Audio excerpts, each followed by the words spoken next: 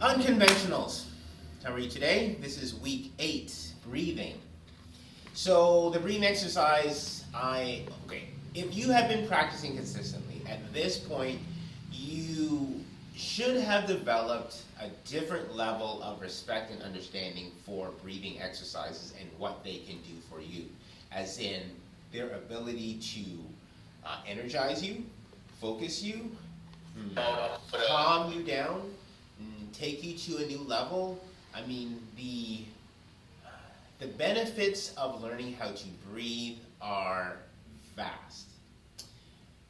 Okay, so in a nutshell though, we know that this is a muscle and that improving the skill of managing this muscle makes you better at everything that breathing can affect.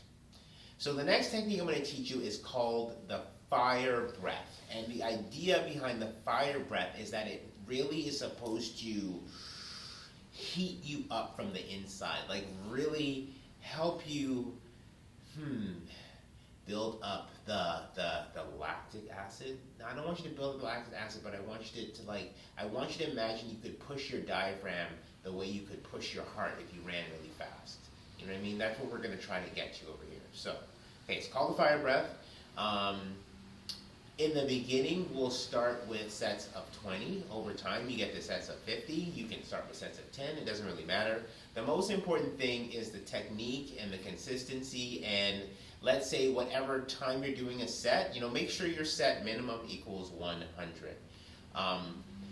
If I haven't said this already, breathing as an exercise, mentality, modality for helping improve yourself is something that the effects increase over the months and years as you continue to practice. So this practice is one of those things. I can tell you now what it will feel like, but you won't really know until you've been practicing it for a year or so. Boom.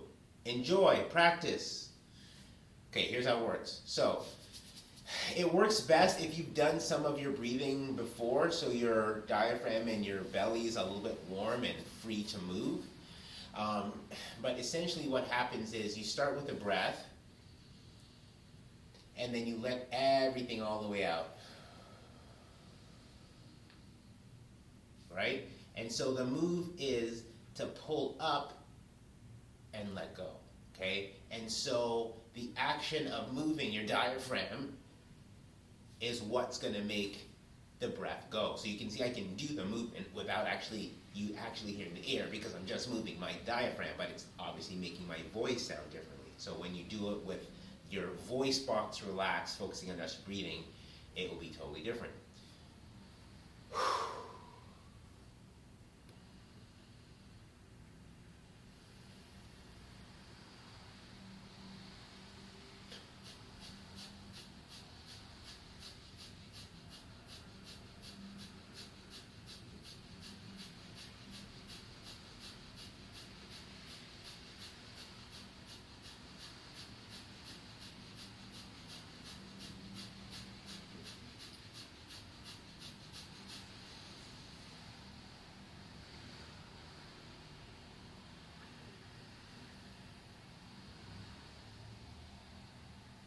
Okay, so that first set, I want you guys to see it. So I take almost everything out, and then from that final position, you actually are just pulling up really hard, like you're trying to push. You're trying to get everything out, and so you know that the exhale is a contraction. So you're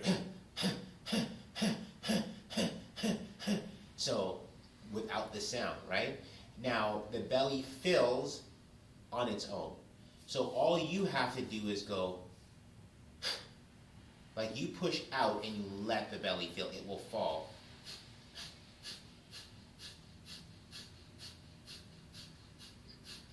Now as you practice, what will happen is you'll start to feel more comfortable with the contraction, more intentional with the contraction, and easier for you to access the relaxation of it.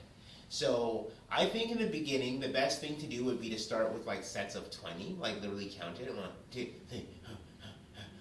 but try to do like 3 or 4 sets of 20, and I think you'll find that by the time you get to the third or fourth set, that you'll really be more comfortable and fluid in it, and it will start to actually give you some of the benefits.